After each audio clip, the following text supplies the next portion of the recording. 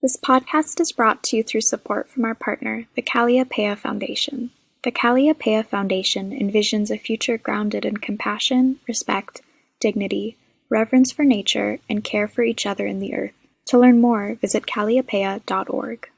Hello and welcome to For the Wild podcast. I'm Ayana Young.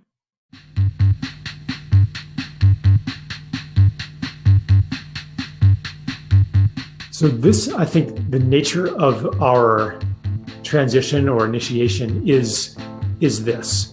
It's toward a reunion with the rest of life and with the planet that no longer externalizes it as it's just a source of resources, but understands that this is a sacred part of ourselves.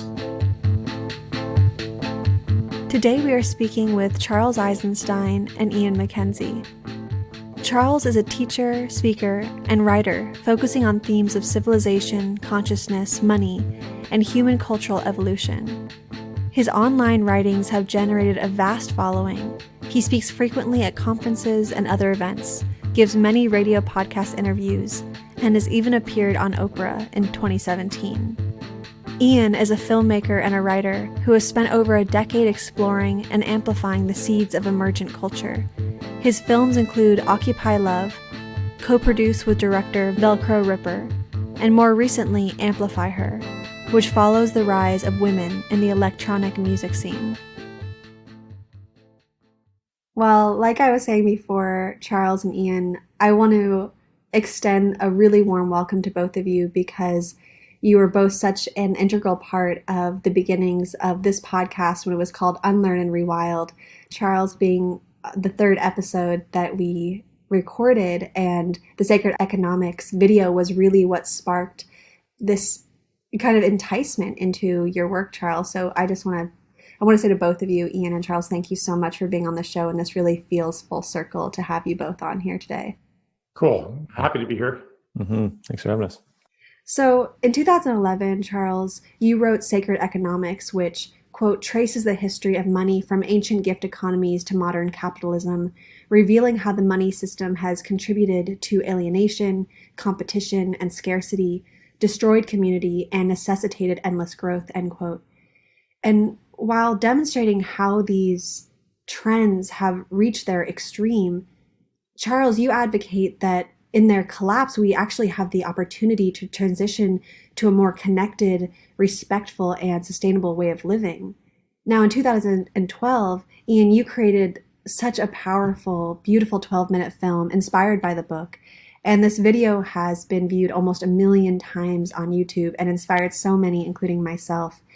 And so this year, Ian, you have now embarked on an endeavor to update the film. So I'd really love to begin this conversation by asking you each a little bit about the motivation behind Sacred Economics, as well as the impact and relevancy over the years. Sure. I might as well go first. Basically, the reason that I got interested in the topic was that any problem that I examined in the world usually ended up having something to do with money. If you ask, why are oil companies fracking and digging the tar sands or something like that, or why are we overthrowing the government of Venezuela, or you get down to the reason that there's money to be made by doing this. So I felt like it was this inescapable topic, whether I was looking at systems or even spirituality. Like, you can't ignore money. So I just began investigating money and why should it be a force for evil when it's fundamentally just an agreement among human beings about what's valuable and how to conduct transactions. Like, why should it be this evil, destructive power? And does it have to be that way? So I kind of went to the base level and thought, yeah, I'll just rethink money from the ground up and take nothing for granted about what it is or what it can be. And I drew a lot on political economy and economics. So it's not just pure speculation. But yeah, that was the genesis of the book. And I feel like actually I probably should update the book too. I wrote it actually 2008, 2009, 2010. Then it was published in 2011. So I wrote it during the midst of the financial crisis and the Great Recession. So some of the things are actually becoming even more relevant today, but some of them need to be updated a bit. But yeah, the basic dynamics of the economic system have not changed, but only intensified. So I don't know, is that enough information to start with? That's a wonderful place to start, and I absolutely agree that this economic situation we're entangled in has definitely intensified. Before we move on, Ian, I'd love to open up this topic to you as well. Thanks. Yeah, at the time I had actually come across Charles's work initially through the Ascent of Humanity. I actually remember the very specific moment when I was at home at the time. I think it was maybe midsummer, and I just gotten home from the grocery store, and I was unpacked the groceries, and I had one of those mesh bags that they constantly tell you to bring, so you're not using plastic bags. And I remember going to the closet after I'd unpacked the groceries, and I put the bag into a bag of reusable bags that I had that was now overflowing.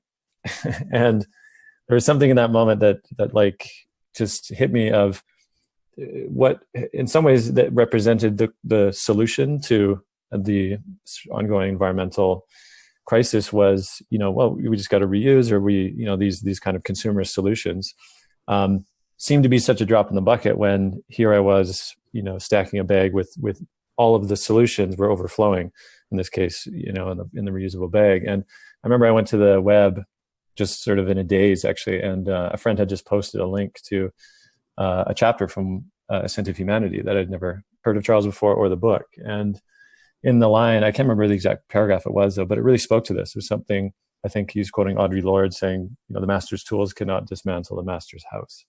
And that cued me to Charles's work. I ordered the book pretty quick after and read through that. And it certainly was deeply moving to me. And so actually, I think we did do an interview, I think written at the time for an online magazine that I was editor of.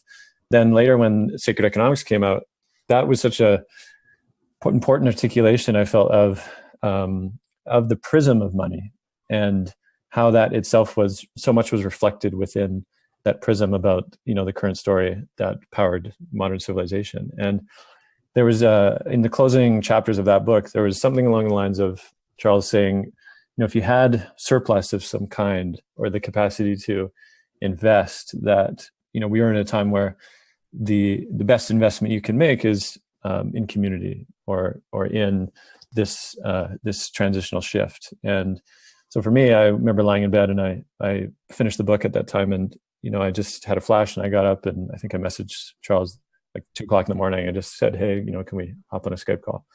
And soon after we were talking, and I just asked, I was like, could I come and make a film about the book, or at least some of the most pressing ideas? And Charles, fairly quick, said, sure. And, pretty soon after I'd booked a ticket and flew out there and stayed with Charles for, I think it was about 4 or 5 days with, him and his family. And it was very gracious of them to do so. And during that time, I collected footage. That's when the main interview was done. And then I was also at the time working on another film, though, like alongside of it, which eventually became Occupy Love, directed by Velko Ripper. And so those two were wove together in that Charles, we were able to go to Occupy Wall Street, right, which burst onto the scene right around that time.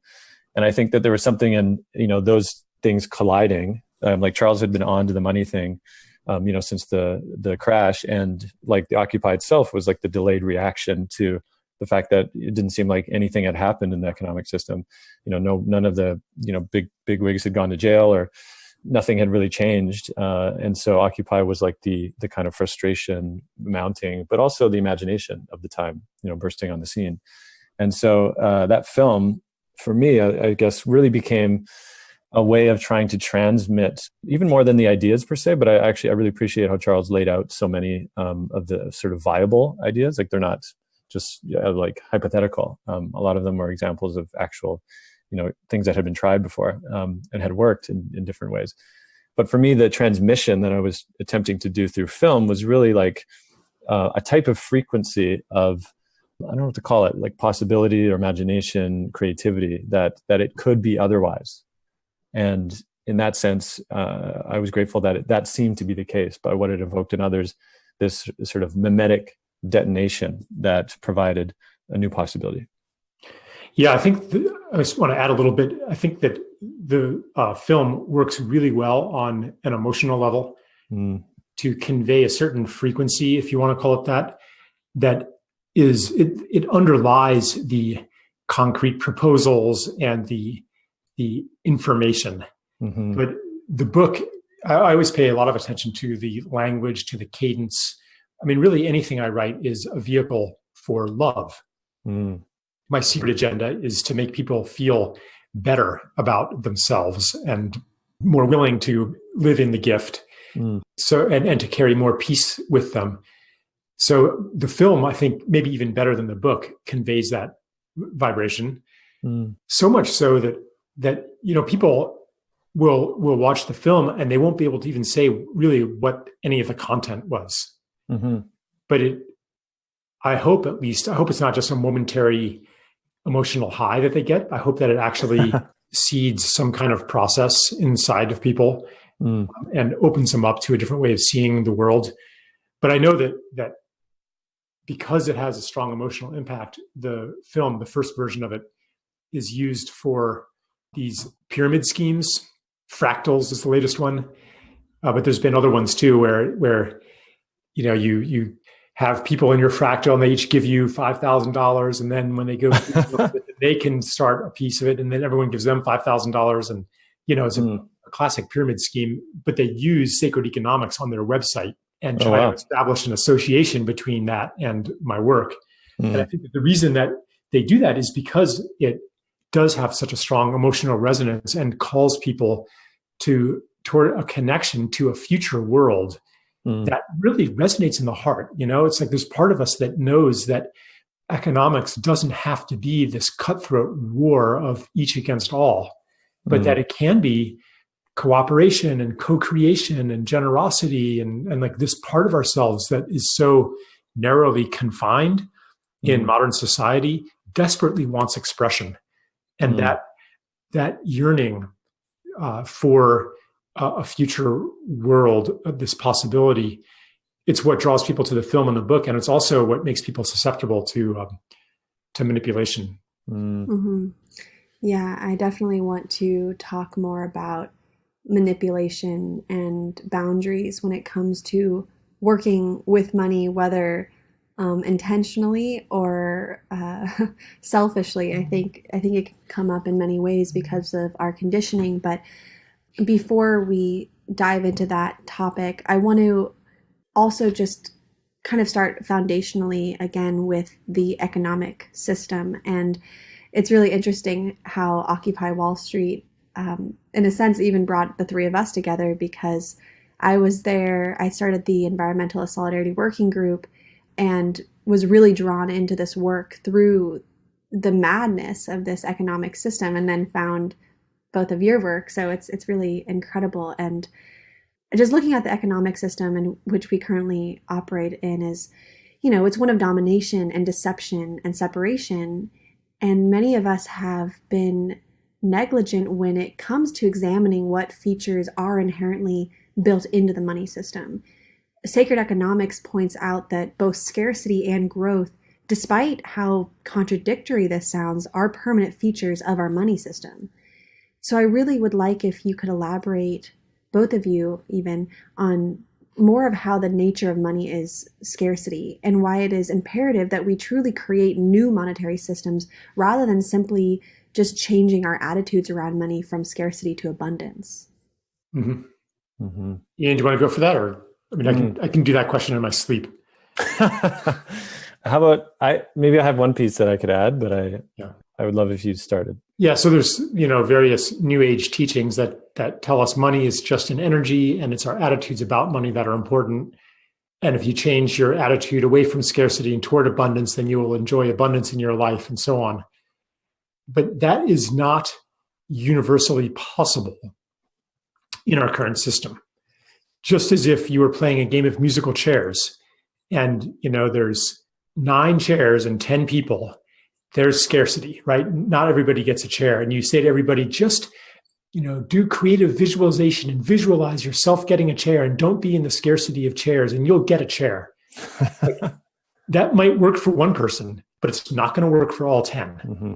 So the money system is similar to a game of musical chairs in that there's always more debt than there is money. So we're always in competition for never enough money.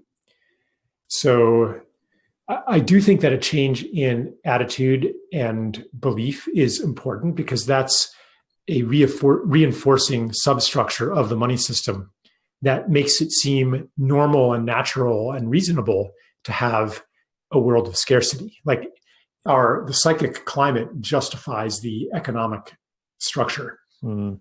So I think actually both need to change, but certainly a key part of the change is changing the system by which money is rendered artificially scarce, which basically means no longer creating it as interest-bearing debt. And I could go more into the mechanics of that, but I'd say it's in the film and the book. So I guess for now, I'll just leave it with the sense that we have that it doesn't have to be this way. And just to notice how pervasive, how ubiquitous the mentality of scarcity is as it accompanies money. It's like people who have more money, they're not even less anxious. You would think that they have no economic insecurity, but they worry even more than everybody else. And they're checking their portfolio every day. And what happens if the stock market crashes? And should I shift my investments from stocks to bonds? And like, as far as the actual insecurity and anxiety, the rich are not exempt from it any more than poor people are. Like, objectively, you would think that they would not need to be so anxious. But I mean, I have relatives who have 7-figure incomes, but are still constantly worrying about money and not buying organic oats because they're too expensive. These people are not actually rich. So the way I see it is that money embodies today, it embodies the energy of scarcity, which means that as you have more of it, you are not exempt from an experience of scarcity. And I think there's even a causal link here, because the more money you have, the less necessity you have to source your needs from other people in a relationship of gift, because you can pay for everything. And the one of the deep sources of our anxiety and our disconnection is disconnection. It is being able to meet all of your needs without having a relationship. So the wealthier societies on this planet have people who are shriveled in their relationships, who don't have any relationships except with immediate family and maybe a few friends, but they don't know their neighbors, they don't know their community, they don't know the trees and the soil and the beings around them. They're so cut off because they can meet their needs in the money economy. They're so cut off that they feel insecure, because real security only can come from intimate relationships to other beings, which disappear as we enter the money world. So there's a causal link there too. It's not just an abstract energy of scarcity that money carries. I mean, I'd love to chime in on something that's, I continually wonder about, and as I look out and see and hear again, impact on the coral reefs, or how many % of insects are dead and are dying, and how many pipelines, they're still trying to put through. And for me, it comes to this question, which is both personal and the collective, which is, how much is enough, right? Like, how much is enough? How much is enough? I mean, like Charles was saying, I think with an individual to feel a sense of security that, okay, now I have enough, and that there's something within the current money system and the lack of intimacy that is what causes the sense of not enoughness. So it's not enough is symptomatic, in the same way that collectively, in the economic system powers a continual commodification of, the biosphere into more money. And as if suddenly, we'll have one more pipeline and then everybody's going to say, okay, now we have enough, we can stop. And I've been really struck by this relationship actually between abundance and limits.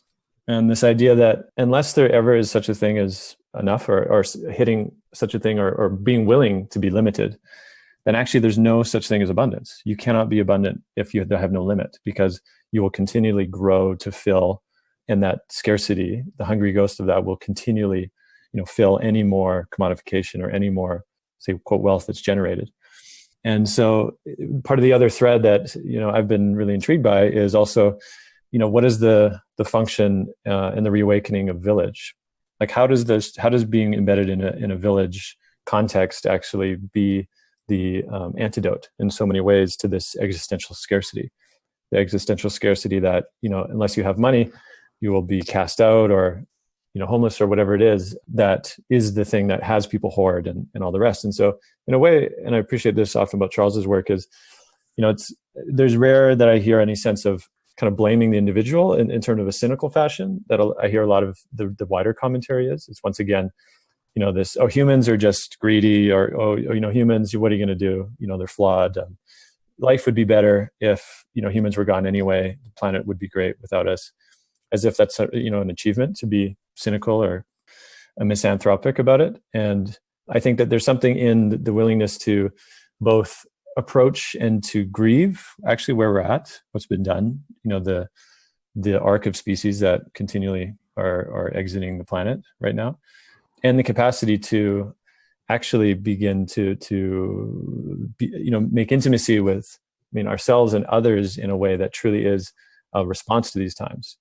Not, shifting your perspective to manifest more, what you deserve and all the rest that I hear in so many of the, the get rich seminars and all those things. That again is a shade of what's actually the deeper longing, which is to be, in meaningful connection with other humans and the rest of life.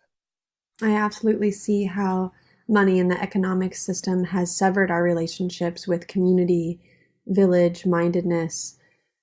Because if you can just buy your way out of things, then you don't need to rely on other people. You don't need to even be accountable to others. And the accountability piece is something I see just completely destroyed in this economic system, especially with how things are getting globalized. Hardly do you talk to the same person twice when you're calling for an issue regarding anything, like whether it's a banking issue or, going back to money again, or insurance, any of these things. It's like we don't even have to be accountable to each other because we can just use money to separate from one another. And I see so much pain and trauma that has been created by this all around me, and also, through different conversations I've had on the podcast. I feel like this is really a foundational theme, and something that, along these lines, something that comes up for me on a really personal level is how to navigate the gift giving and this new economy while also protecting oneself. Because it's really easy to idealize concepts of abundance and benevolence when it comes to money. But I also think we need to be honest that we are a very wounded culture that has been forced to operate within this very deceptive system. And unfortunately, the system has conditioned many to be manipulative and deceitful. So I would love to, if either of you could elaborate more on trust and boundaries and trauma within sacred economics. Yeah. So we kind of have a dilemma here where we've monetized so many different ways of meeting our needs, and therefore distance ourselves from having relationships. And then if you want to go back and reestablish those relationships, we don't have the social structures to do that. Mm-hmm. We don't have the intact communities anymore. We don't have the networks of giving and receiving that are personalized. We don't have kids playing outdoors anymore and going into someone else's house to have lunch, like even that basic level of gift economy. So, you can't step back into it on your own. It's a catch-22. And also the internal habits and sensitivities that go along with gift culture that include when is an appropriate time to give or not to give. What is an appropriate gift? What is an inappropriate gift? This is a skill that it's an acculturated skill that develops over time in a healthy gift culture. And by a gift culture, I'm not talking about, birthday parties and presents and stuff like that. I'm talking about where the dominant mode of economic transaction, even transactions not the right word, the dominant mode of economy is gift. So, and not just economy in terms of things that could be monetized, but the dominant mode of relationship is gift rather than barter or transaction or something like that. So yeah, we don't have the social structures for it, and we don't have the inner orientation or the skills. Mm-hmm. So given that, if we try to enact more gift in our lives, to be more giving, to be more generous, to let down some of the boundaries that we have erected in a world, and necessarily so, erected against getting ripped off. For example, you got to have some boundaries, when you don't just go to buy a used car and just trust the guy. Like, you have to be on guard. You go online to buy something, you have to be on guard. Is this the best price, or is this person ripping me off, and is somebody else giving me a better price? I don't want to get taken advantage of here. Like, those habits are inculcated by the society that we live in, and they are necessary habits. So, and it's not even just economics too. It's on the personal level, when we're distanced from each other and we instrumentalize other people, objectify other people, use other people for some personal gain, knowing that it's not going to come back to bite me because I can move on, because we're not in a community and I don't have to suffer the effects of what I've done to another person, because we don't have these tight social networks anymore, and word isn't going to get out. And if so, that's okay, because I'm going to move on and establish a new online persona, et cetera. Mm-hmm. So yeah, we don't know how to do it really. And so when you step more into gift, you might find, hopefully you'll be like, wow, I don't know how to do this. I don't know what the appropriate gift is. Like, that acknowledgement of your own skilllessness, that's a good step.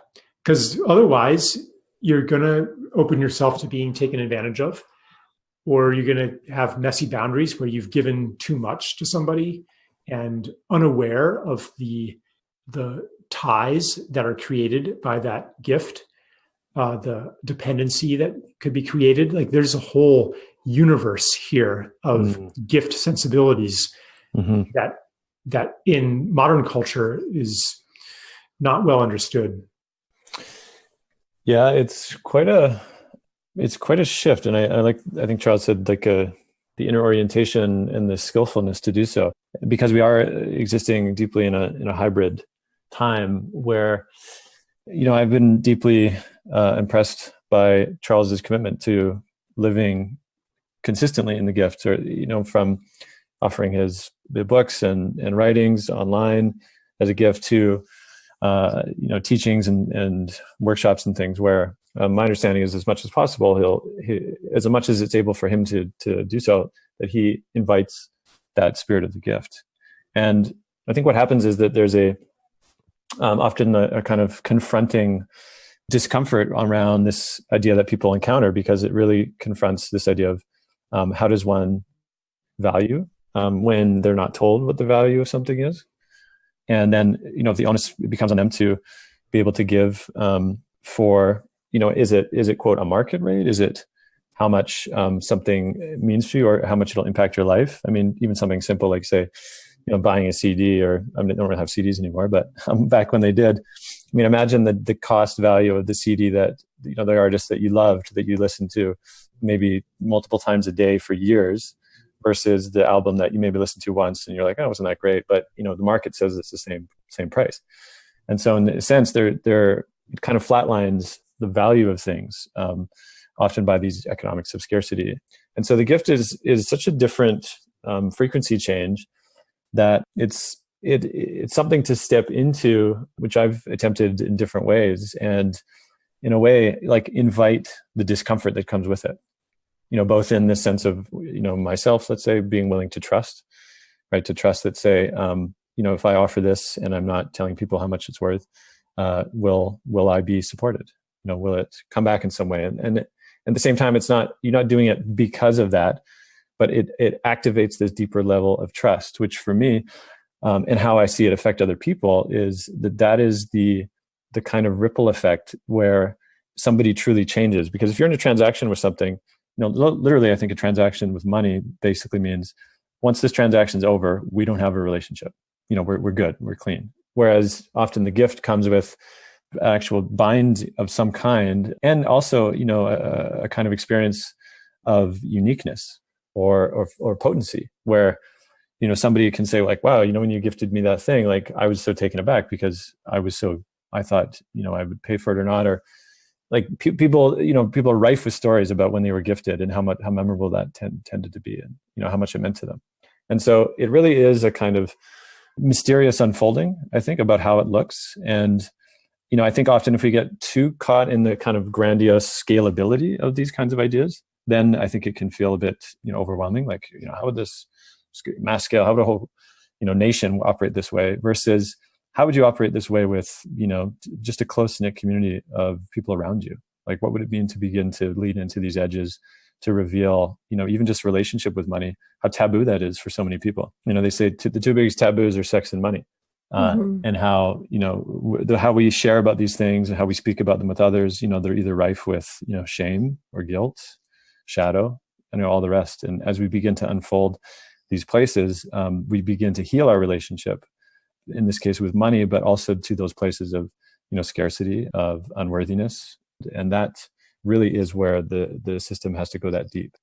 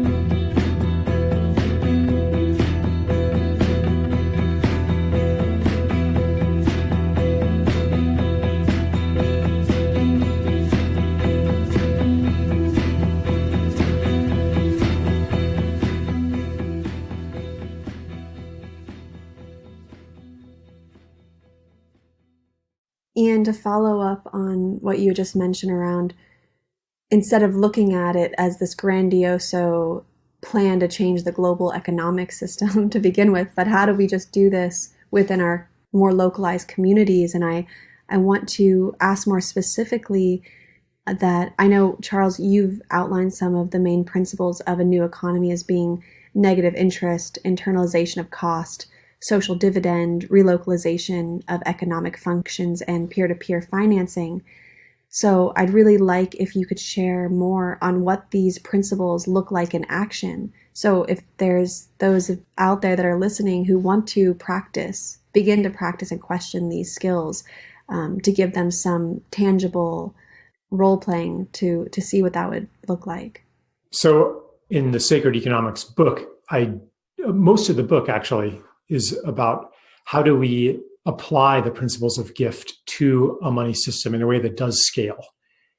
And there of the ones you mentioned, there are two that I think are crucial. And they come from a basic property of the gift. Well, a couple of basic properties of the gift. The first is that the gift circulates. In gift cultures, the kula ring in Melanesia, described by Malinowski, is the classic example. The gift of these necklaces and bracelets, they go from one island to another, to another, to another. And over a generation or two, they come back to where they began. Exemplifies the principle that the gift travels in a circle. You can see that principle operating in ecology as well, where anything that is created by one being becomes the food for the next being, and so on until you have a self-sustaining loop. So and in gift cultures, you do not hoard wealth. In a potlatch culture, for example, you temporarily might accumulate wealth, but even that, you're not actually accumulating wealth to hold the potlatch where you give it all away. You're accumulating promises to come to the potlatch with things that you can then give away. So you're building your connections. So this is a basic principle, though, of non-hoarding, of you can't keep it. That wealth in a gift society comes through being at a nexus of flow. So I thought, okay, how does this translate into money? Well, if you had money, instead of being able to hold it and bear interest, if you had a system where it lost its value if you held it, kind of a systemic inflation, then money would adhere to a basic property of the gift. And that's where negative interest comes in, which also is actually, so these things are coming up actually in the real world. On the one hand, at least in Europe, central banks are still having almost negative interest, in some cases actually slightly negative. There are like Swiss, if you buy a Swiss national bond, it's going to have a negative interest rate. So we're actually, and also the idea of a wealth tax, which is different than higher taxes on high income, but a wealth tax, something that affects wealth itself. Well, how do you do that? Do you have to inventory everybody's wealth? There's actually a really simple way to do it, which is to charge a fee on bank reserves.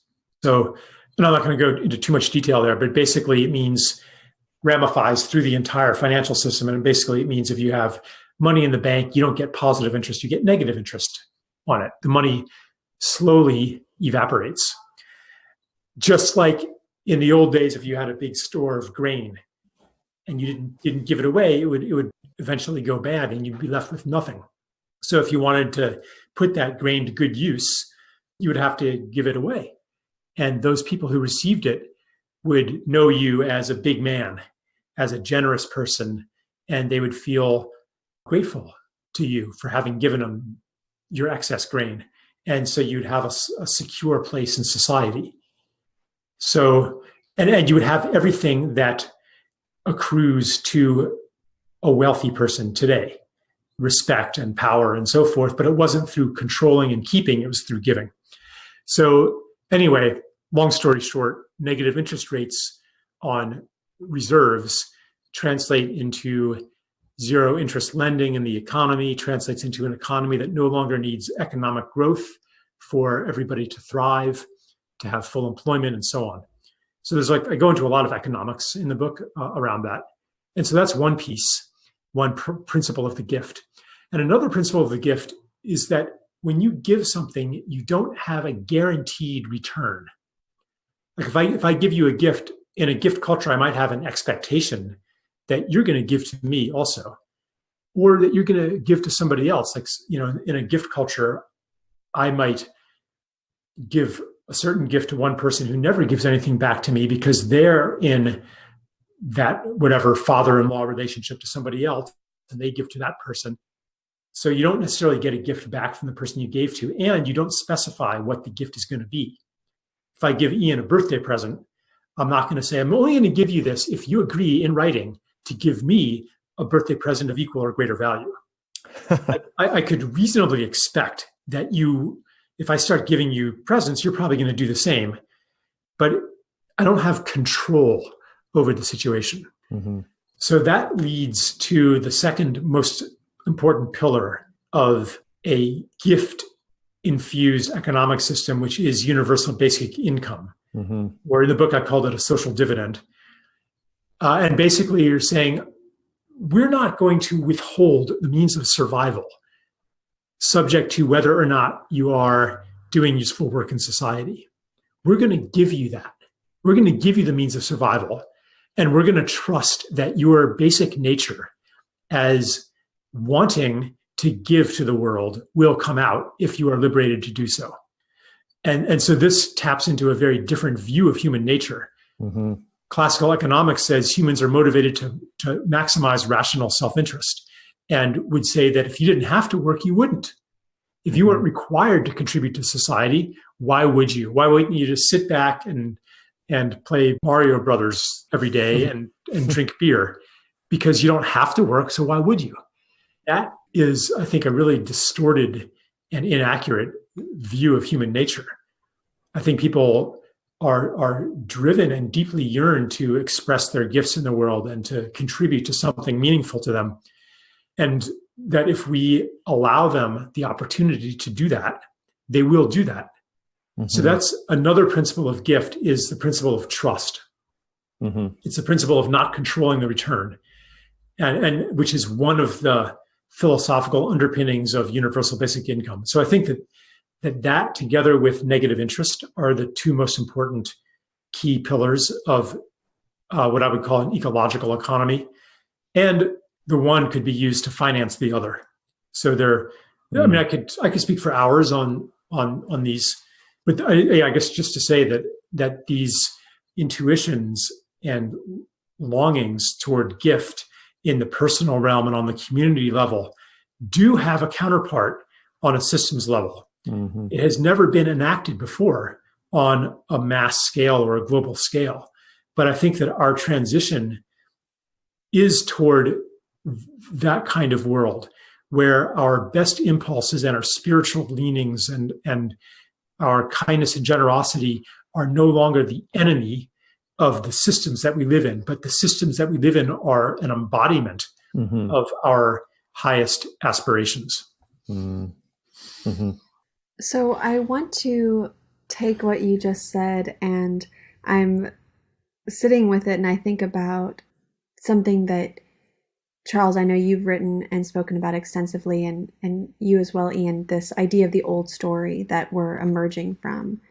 And within this, I think something that almost everyone can, at least everyone listening, can relate to in this mass messaging that has taken place over several decades around this sort of formula to life, that working hard and sticking to the rules of the system will amass long-term benefits and financial stability, yada, yada.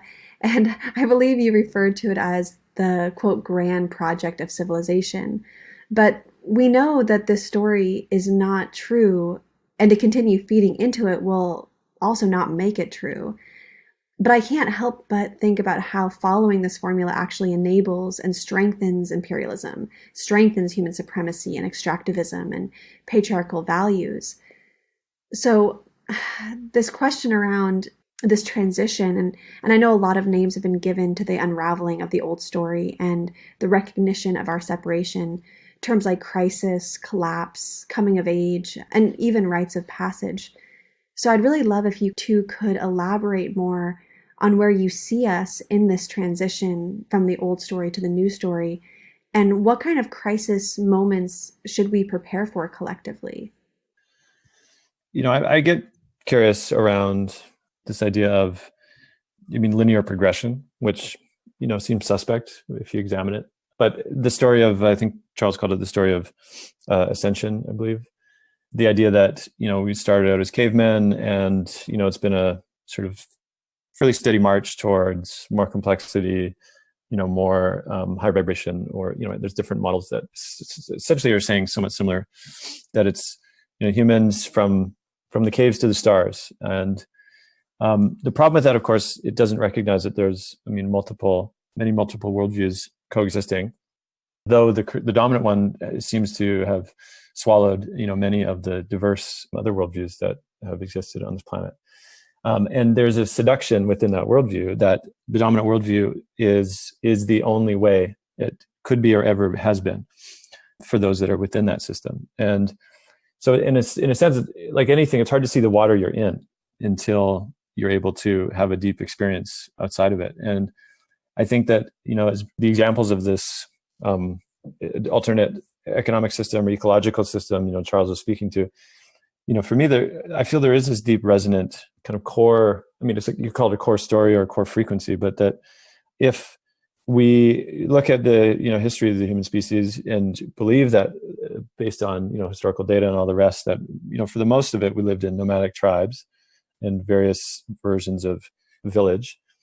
That the kind of civilization project has actually only been a very recent development, and that it may be helpful to think of it maybe less even as a regression or sort of a return to what it quote was, even as many collapses often think, but actually a spiral, right? A return, but also at a higher octave or a different octave, and incorporating all of the journey of separation, that Charles speaks to in his books, incorporating into where we are now, and now from a different expression. What does a deep recognition of interdependence look like now from a globalized society that has been, deeply affected by the ripples of colonization and extraction and all the rest? And I think we're starting to see it emerge in all these different places. And this is also why the phenomenon of emergence to me is such a powerful way of being able to understand this unfolding or this transition, that it's not a linear transition as well of sort of everybody all at once, all collapse all at once, or, we're all enlightened all at once, but that there's pockets of this future that are emerging everywhere, and pockets of this story, from Standing Rock and many other places where they're clearly sort of embodying this beacon of this frequency of deep interdependence, in this case from, indigenous communities that have thankfully been able to hold on to it. And so, I think all of us have these crisis moments, for many, and they maybe look somewhat different on a personal level as well, though obviously we're seeing it at the collective level, but whether from, rapidly shifting weather events to further economic turmoil and, the Loki that is in the presidential room, in the United States, that the crises can take many forms, yet the invitation seems to remain the same, rather than sort of buckle down, double down, return to what felt safe in a fashion that so many are advocating.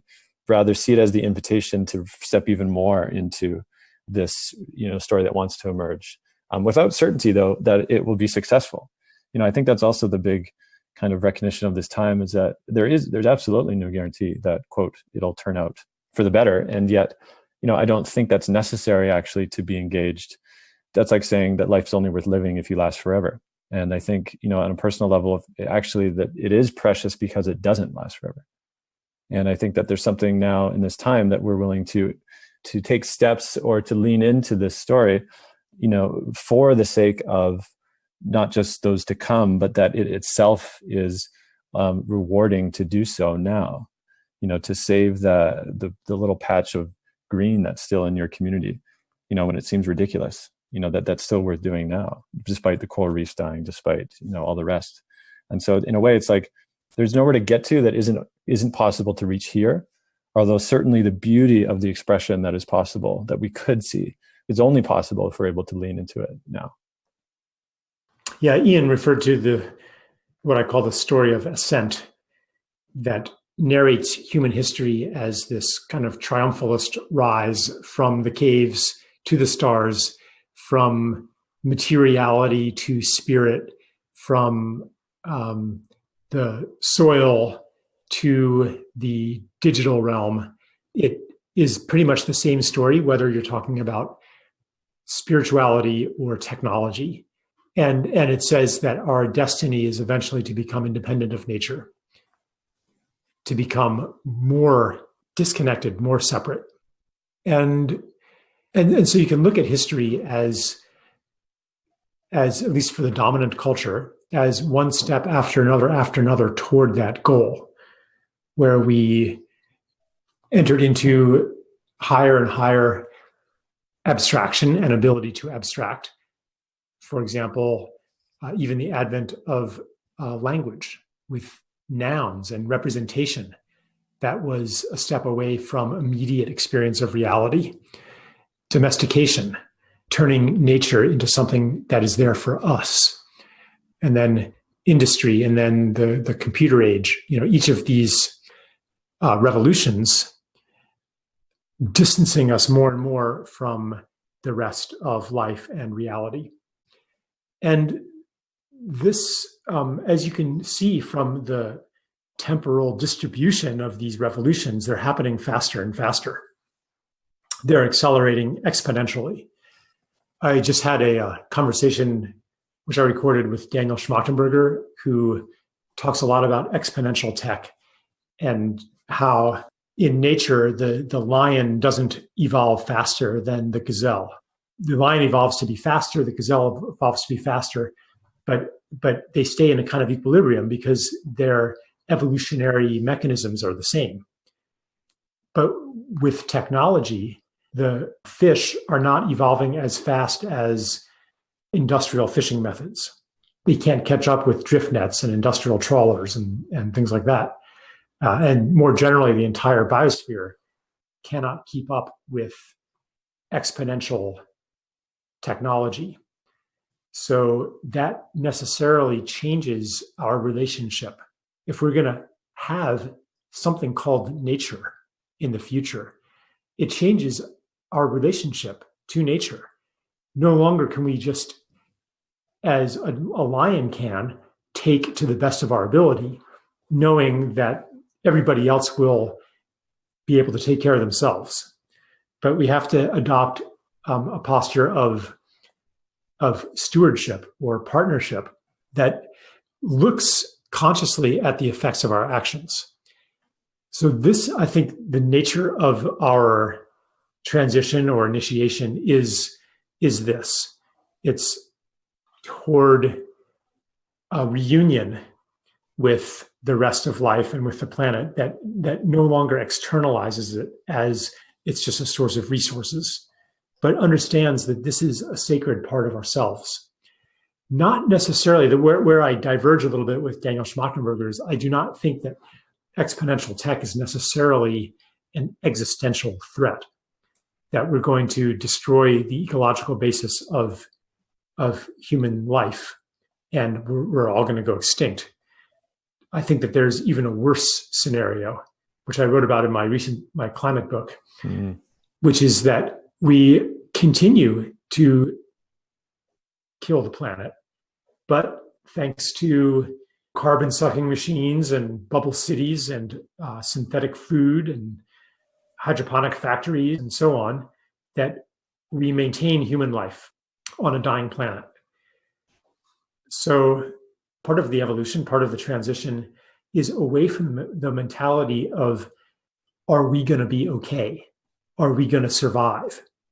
That comes from the survival of the fittest attitude that says the important thing is ourselves. When you are in love with something, with a person, for example, the important thing is not yourself.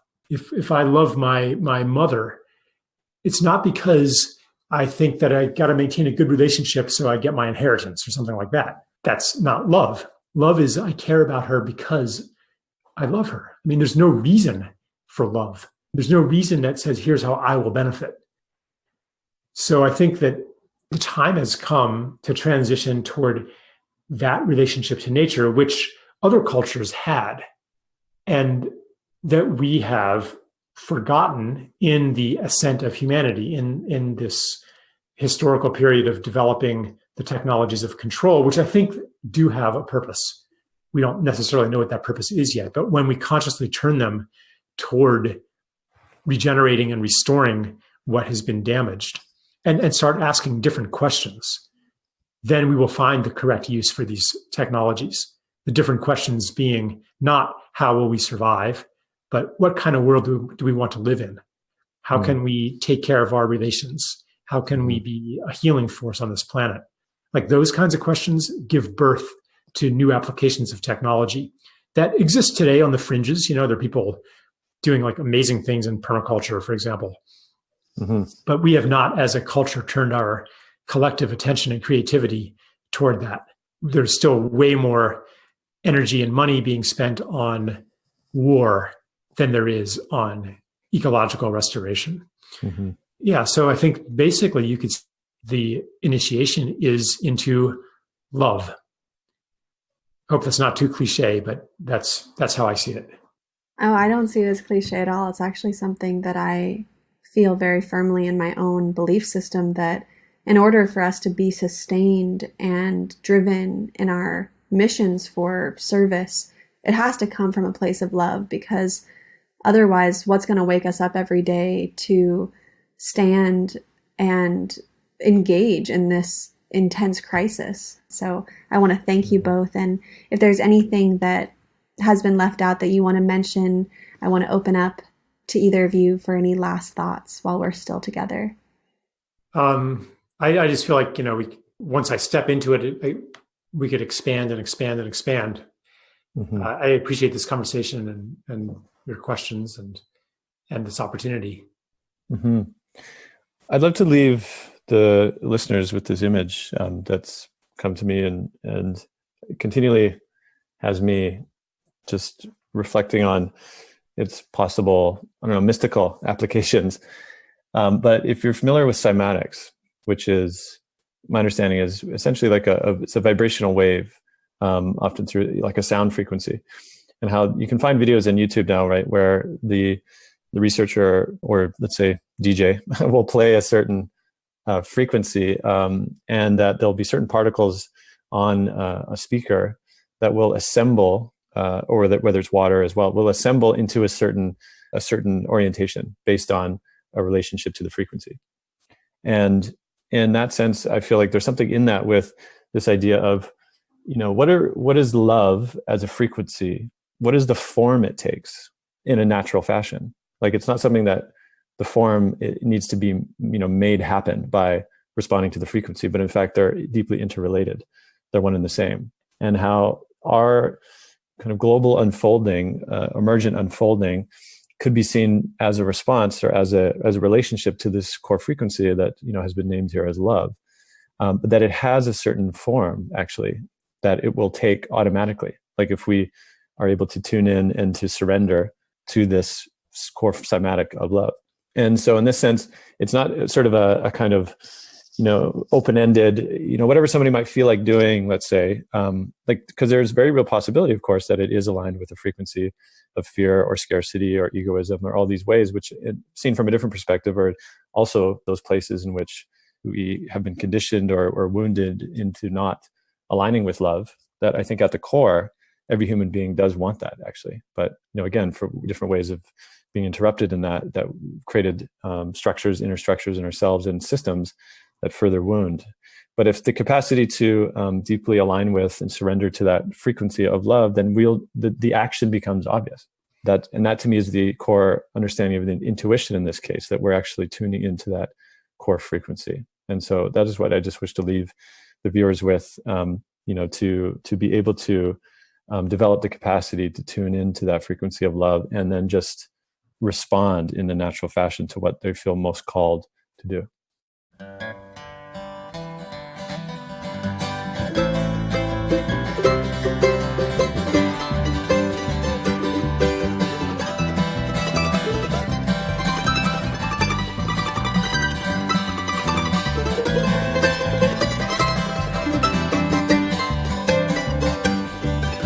Thanks for listening to For the Wild podcast. I'm Ayana Young. The music you heard today was by Skepit. I'd like to thank our incredible team, our podcast audio producer Andrew Storrs, our media researcher and writer Francesca Glassbell, our social media coordinator Aaron Wise, and our music coordinator Carter Lou McElroy. If you haven't signed up for our newsletter, please do so at forthewild.world. And rate us on iTunes. It really makes a difference. All right, thanks so much. Until next time.